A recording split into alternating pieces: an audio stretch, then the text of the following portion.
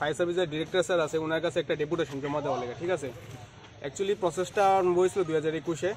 6 March যাবৎ বিভিন্ন 8টা ডিস্ট্রিক্টের ভিতরে বিভিন্ন পরিমাণে ক্যান্ডিডেট যারা যারা আছে তারা ফিজিক্যালি এক্সামিনেশন হয়েছে। তারপরে 2022-এর 8 জানুয়ারি আমরা রিটার্ন এক্সামিনেশন দিছি।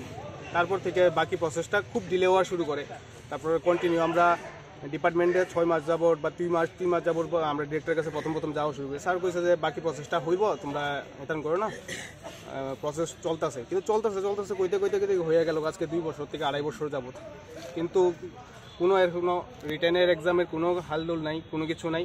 তারপর আমরা বিভিন্ন সময়ে সিএমের সাথে অ্যাপয়েন্টমেন্ট নেওয়ার চেষ্টা করছি, সেক্রেটারিতে গিয়ে সেটা অ্যাপ্লিকেশন দিছি, কোনো রিপ্লাই আইছে না। ঠিক আছে, তার লেগে আজকে আমরা বিভিন্ন সময় আমরা ডিরেক্টর স্যারের সাথেও দেখা করছি। কিছুদিন আগে স্যারের সাথে আমরা দেখা করছিলাম, কিন্তু স্যারে কইতেছে যে বাকি প্রসেসটা পুরো আটকে রয়েছে সিএম স্যারের অনুমতির লেগে, পারমিশনের লেগে। ঠিক আছে, তো আমরা তো সিএম স্যারের সাথে কথাও কইতে পারি না,